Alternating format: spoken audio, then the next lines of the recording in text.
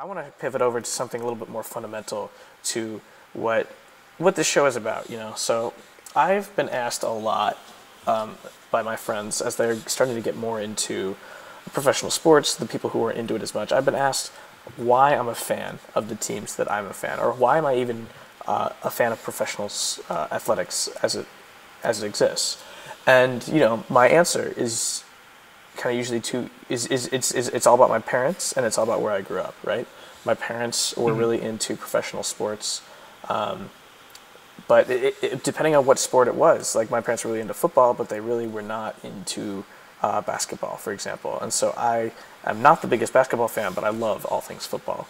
And because of my region, because I grew up in the city of Chicago, I'm kind of raised as this Bears fan, right? Like I love the Bears. The narrative is you love the Bears, you hate the Packers, you hate the Vikings, and you just feel bad for the Lions, right? The four teams that are in your division. And you love your team and you want them to do well. And then as you you tie like a part of your identity to this team, right?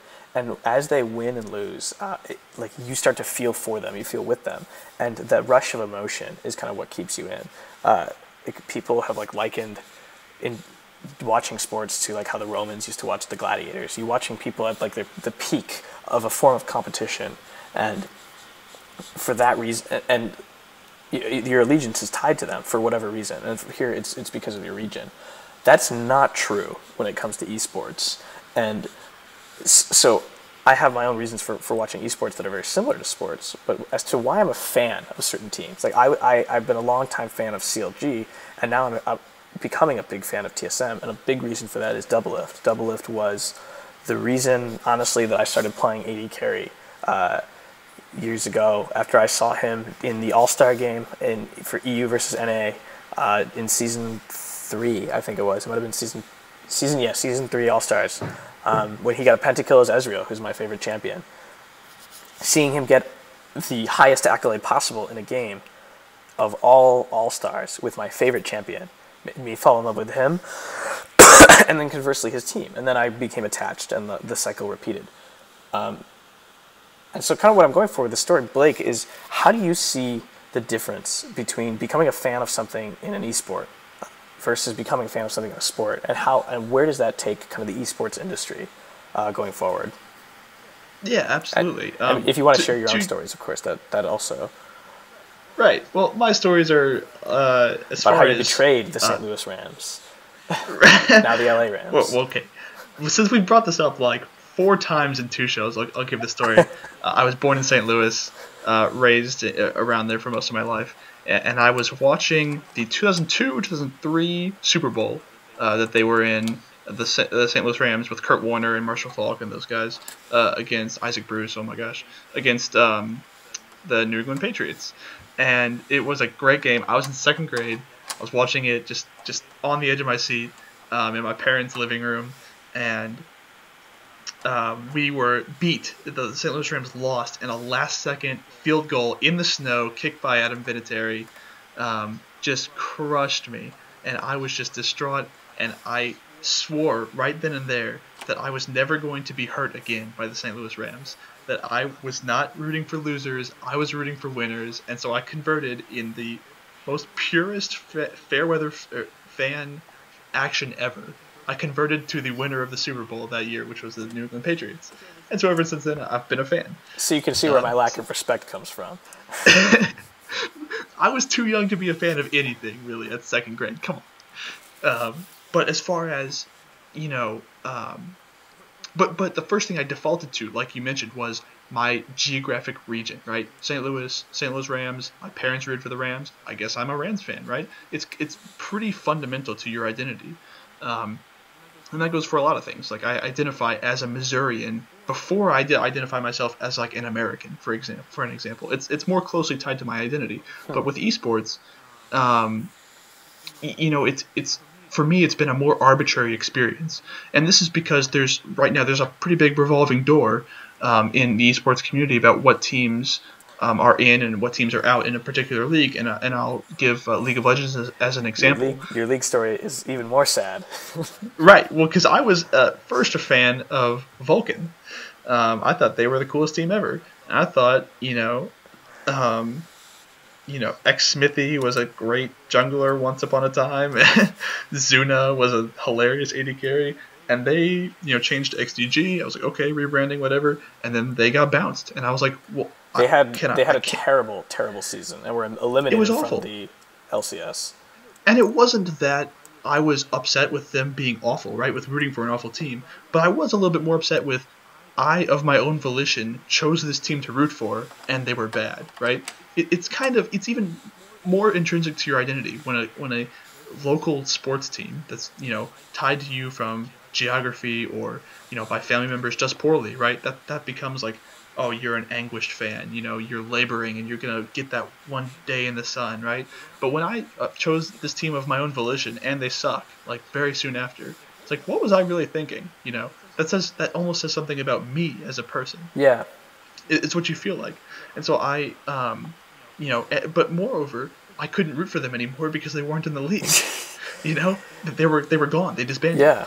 ManCloud went elsewhere. The team completely broke apart. Yeah. Psycho Sid, the later Benny, just went away. And so then I became a fan of Complexity Black. Same exact thing. I liked all the players individually. I thought they were cool. I thought Broken Shard was cool. I thought Prolly was hilarious. And they had some fun games. They had some great underdog wins against Cloud9. But then they were relegated. And then they broke up. Knocked out of the league, just like XGG. Yeah. And I couldn't root for them anymore. And so this has this effect of, like, all fans right now are kind of arbitrary and are, so are you talking about the effect it has on the league? I can't say that I'm a particular fan of any League of Legends team right now, right? Because I don't know if they'll be there tomorrow. We talk about another game, Hearthstone. Who, like, from last year's BlizzCon, 2 years ago, the BlizzCon Championship, to last year's BlizzCon, how many repeat players were there in the top 16? And that's even tougher, too, because you're rooting for individual players rather than a team. Right. Like, you could like Cloud9 as a team, but does that mean you're always rooting for Strife Crow as he goes into a tournament? Maybe you really like Trump. Maybe you really like Amaz. Maybe you like Tempo Storm. I don't know. But even if you liked Firebat, right, the winner of the BlizzCon from 2 years ago, the best player in the world, right, he wasn't even at the tournament. He didn't qualify for the tournament last year. So you're just kind of like, that sucks, right? Yeah. If I'm a fan of, of Djokovic in tennis, I can pretty much expect him to see him at every major tennis event, right? He might do well in some and poorly in others, but I can see him and root for him everywhere. That's true. That's a little different. There's a little bit of this inconsistency, right, in esports that I think really fundamentally affects. Okay, yeah, that makes sense. Yeah, I see that, and looking at other leagues too, it's easier with the team sports, obviously. With things like CS:GO or with Hearthstone, or not Hearthstone, with Dota and with League of Legends.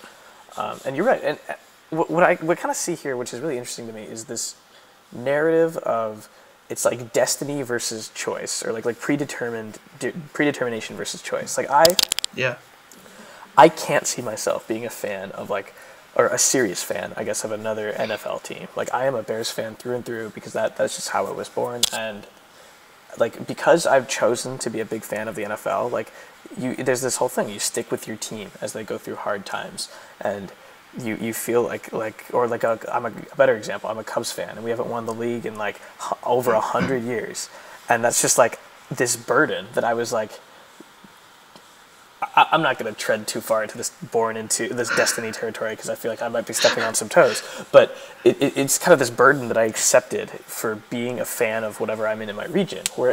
And it's kind of fun, right? It's not wholly negative it's not. When your team that you inherit, or for some reason that way, does poorly, because if right? they do well, it becomes this amazing feeling. But then what's weird about esports is that I chose the team, and I was a fan of CLG for a long time, and I chose to be a consistent fan. But at any given point, other than my admiration for a few of the players, there are other teams that I easily could have, I think, jumped shipped towards, and I did become a really big. I of course, whenever Worlds comes around, I'm always a huge fan of Cloud9, and I was a big fan of CLG during this Worlds, but now coming in, you're right, with all the teams shuffling around all the time, I don't know, it's all determined on the players. More so than anything else. It's I'm not gonna be I love JJ Watt. I love JJ Watt, but that doesn't mean I'm a diehard Texans fan. I don't really care if the Texans win or lose. But if I love Poe Belter, I want Immortals to do super well. And that, I think, changes how we understand kind of this level of competition and how we engage in it, because esports and sports, like anything, is built upon the fans, because the fans are the people that justify its existence, and they're the ones that bring the revenue, right? Right. Well, and I want to say too that this revolving door, kind of functionality of esports as we know it right now is is necessary for a while, right? Because through this growing pains period of esports, because what if in League of Legends, what if Velocity was still around, right? Yeah. What if Coast was still These around? like terrible organizations that just cannot seem to field teams against all authority, right? What if they were still around? It's just like that. That's just bad, right? So you want the lower quality teams to keep cycling out, and eventually higher quality teams, like hopefully NRG stays around for a while, right? That sounds like they could potentially be a long-standing organization, some serious backing. But hopefully they're just a mainstay in League from here on out. And so, but at some point, if you want the kind of consistency, right, that kind of feel that we get from sports, eventually that has to stop, right? This relegation can't really be allowed to continue. I don't know really where you draw the line, and I also know that there's a prime sports example, right, that flies in the face of that, which is the Premier Soccer League in England, right, where they do relegate teams there. But I think I really think that has to end at some point for fandom to really move into that next stage that I'm talking about. I think that's. I do agree with that, because, and especially because of your XGG example, and because teams being auto-relegated, or relegation in general for a team, just causes them to scatter. And what that has the kind of other effect of doing is it causes all the teams, the current teams, to just kind of rearrange, right? Because it's like, maybe they want that one really good guy from the team. Like everyone else was bad. Like from Coast, Zion Spartan, or now Darshan, and Shifter were the two standout players on that team, and they kind of moved around, and that created shuffling of like the entire league, because it's like then that team wants to pick up the good player, so they drop their current, like still good but like not as good player, and then maybe another team wants that to fill the league, and then it all just moves around because of how fluid these rosters are. And I think that. But I do wonder about your statement that says that this has to stop, because one of the most fun things for me, and you might agree with this to me, has been like off-season drama is such a huge thing in League of Legends. Like the fact that Doublelift switched from CLG to TSM was huge, driving him to have over 100,000 Twitch viewers on his stream like the day after it happened when he started. Like the amount of attention that draws over, I think, and like with the off season, some people say like, oh, the off season's like more exciting than the Worlds, because you never know what's going to happen, and then it starts every season with this fresh like, oh, I'm not too sure which team I'm going to like, but I really want to watch these games. I think that it's not necessarily bad that there is this fluidity, and I think that while you don't have as loyal or dedicated fans, that it does keep it going, and at least in the medium term, I think it's good. I think in the long term, it's going to start to get interesting because of I think dedicated fans are what drive franchises. But I don't know. What do you think? Yeah, I think you can still have off-season drama without that whole relegation cycle. I agree that it's definitely accentuated by it. But let me bounce a hypothetical off you, right? Because I think that one day this is going to trend in esports towards a geographic thing. Right now, you think it's going to be like the Chicago CLG or something like that? I kind of hope so. And let me just bounce this off you to see if this seems plausible to you. But let's say TSM, right, which is a global organization by now, and has multiple esports teams in Counter-Strike and Hearthstone and Super Smash Brothers. Yeah, exactly. They're in a lot of things, right? What if they just say, we're going to consolidate and put our world headquarters in New York, right? And we're going to have an office there, and so they kind of that's kind of the hub of their marketing. It's the hub of their merchandising, right? But let's say that they also have some space there, and they just say, and also, we're just going to do this thing for TSM fans, if you can't get to Europe to watch our Counter-Strike team, or if you can't get to Los Angeles to watch our League of Legends team, we're going to stream all the TSM matches for various esports. We're going to stream them in this little auditorium, right, in New York. Like That's a like stadium. you can tell. I don't think it'll be a stadium at first, But right? that's where you're going with this, right? Right, and so I think that's how you get the little seeds of a geographic fan base. Because all of a sudden, people in New York have an outlet to root for TSM, right? They can show up to physical events, or they can show up to watch a stream of their team. It's just different though, because rather than the city being the unifying factor between the different like sports that exist, it's the team that's the unifying factor between the different esports. It's as if they're like what you're kind of describing. It's almost as if the Bears had like their football team, but then the Blackhawks were actually like the Bears in hockey, and like that name was just kind of kept for all the teams owned by the organization. But there is a unifying factor between those two, right? And it's just not the team name; it's the word Chicago, right? Yeah. Because if I'm a fan of, I can be a fan of TSM and be a fan of their Hearthstone, Super Smash, League of Legends, Counter-Strike teams, right? But if I'm a fan of Chicago, right, that also means I'm pretty much predisposed to be a fan of their basketball, hockey, football teams, right? Mm-hmm. So like unifying aspects, I feel like isn't a problem. Even from a brand perspective, I don't think it's too much of a problem. I want to bounce that off you and see if that sounds like a plausible way that this might trend one day. I think it's plausible. I don't. Your stadium thing. I see where you're going with it. I don't quite see it going exactly like that. But I see what you're saying. The regionality thing is also tough because, like in the LCS, for example, all the teams play in the kind of Los Angeles area because that's just where Riot headquarters is. And they all have to play kind of in the same stadium environment. You can't it's not like it doesn't really make any sense for there to be like Riot studios all across the map and teams to like fly out to each one to like meet them in their home studio or something like that. Right. In this type of game, I don't think that quite makes as much sense. I'm actually not as familiar with how that works in like games like Counter-Strike, and I think that's something that we should look a little bit more into. But yeah, it's definitely more decentralized, right? I mean, Valve doesn't run and operate all the stadiums that they play in and things like that. Yeah, and there are tournaments all around, and I think. And so what's interesting is because of that, so much of the regional, and I think this is worth talking about too, because these esports are all international, and the regionalism from these don't come from cities; they come from your region, and so that's where like there's such vehement bickering between fans of EU and NA, especially recently in League of Legends, because when there need not be, we have a common enemy. We have a common enemy in Eastern Asia, just China and Korea, just always kicking the crap out of us. Although EU making the finals and showing in Worlds was big, but they still lost to Korea, and so it's like oh, there's this whole for the West narrative that fell apart really quickly after NA was knocked out of Worlds in the group stage, and so. But you're right. Yeah, a form of regionality that we commonly see in sports was definitely exhibited there. And it is, and like the bickering between fans in EU and NA is very similar to like Chicago versus Green Bay.